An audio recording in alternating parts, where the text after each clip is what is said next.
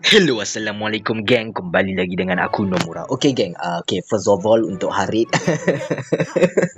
Okay Harid, semalam Nomura janji sepatutnya hari ni video Genshin kan. So Harid, sorry Red. Sabar saya Red, jap. Kita boleh bincang, kita boleh bentang meja, minum kopi apa semua kan. So Red, patutnya hari ni kita buat video Genshin Impact. Tapi boleh tak kita tunda besok Red?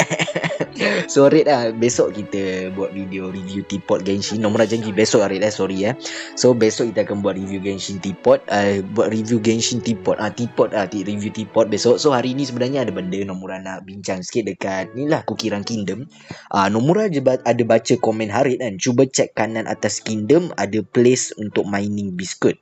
Bolehlah grinding biskut dekat situ. Biskut kanan atas yang ni Harid So kalau Nomura salah, Harid boleh komen dekat bawah. Rasa yang ni kot Harid farming biskut tapi ni bukan topping ke sama je. Rasa yang ni kot Harid cakap tu farming biskut. So kita gas je lah kan.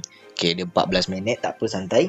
So lepas tu Nomura ada baca komen EV juga, EV only. Dia kata berita baik untuk chapter 2, character 2 VA dia kena strike English tu. Nanti beberapa hari lagi akan dapat suara mereka lagi seperti Awaken Pure Vanilla.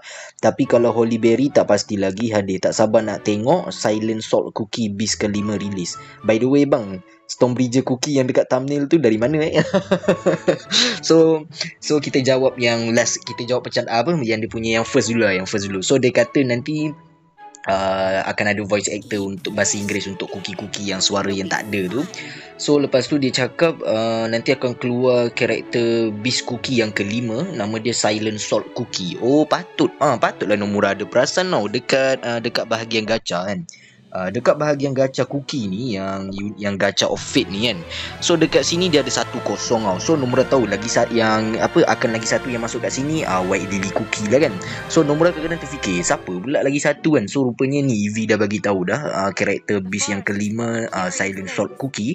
So lepas tu yang last sekali EV kata, by the way bang, Stormbreaker Cookie yang kat thumbnail tu dapat dari mana? So ni video yang sebelum ni lah kan. So kalau EV nak tahu, rasa EV dah perasan kot. Sebenarnya yang gambar Stormbreaker Cookie yang dekat thumbnail tu Nomura ambil dekat Kingdom EV lah kan.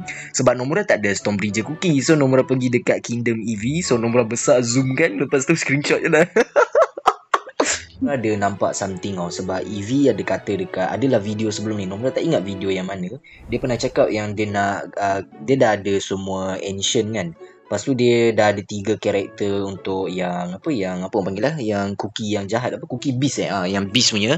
EV dah ada 3 tau. Dia dah ada yang Eternal Sugar, Mystic Flower. Nomura nampak EV ada satu karakter yang sangat dahsyat guys. So dia dah dapat awaken form untuk untuk Dark Coco lah kan. EV dah dapat untuk Dark Coco punya awaken punya form. So lepas tu semalam Nomura ada nampak something Mana Burning Spice tu. Kepala otak lah EV. So EV only dia dah ada semua BCs. Dia dah ada semua cookie beast. Lepas tu dia dah ada semua ancient cookie punya lah kan. Lepas tu dia dah ada semua dah ada semua kot legendary cookie. So EV dah ada semua cuma Nomura tak nampak EV ada yang Pitaya Dragon Cookie tu Nomura tak nampak lagi. EV ada karakter Pitaya Dragon Cookie. Yang dekat sini Eternal Sugar. So lepas tu dia ada Stormbreaker. Yang buat Nomura terperanjat dekat akaun EV ni sebab dia ada yang ni dia ada yang cookie beast, apa nama dia, Burning Spice Burning Spice. Lepas tu dia yang ni dia punya dia dah awaken juga dia punya Holy Berry. Baik tu EV. Okay, dia punya Holy Berry pun dah awaken punya form. Rasanya dia punya Pure Vanilla pun dah awaken form dah. Hari tu Nomura perasan. Hari tu pun dah perasan dia punya EV punya Pure Vanilla. Pure Vanilla EV rasa dah awaken form kot. Yang dia punya Golden Cheese belum lagi.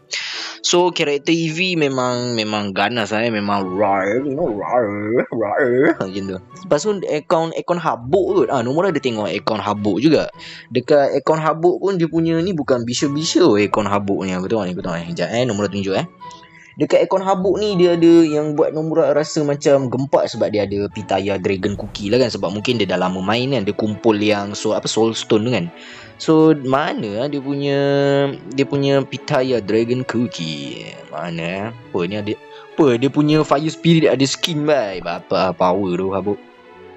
Mana Pitaya Dragon Cookie Nomura nampak semalam? Ada semalam. Dia semalam dia ada ni Pitaya Dragon Cookie, tapi Nomura tak jumpa pula Pitaya Dragon Cookie. Dia mana hilang weh. Okay, Nomura tak jumpa Habuk punya Pitaya Dragon Cookie. Rasanya Nomura yang buta map rasanya. Dia ada Mystic Flower. Dia dah ada semua dah karakter dia. So kira gempa ni Pitaya Dragon Cookie. Panjang umur kau.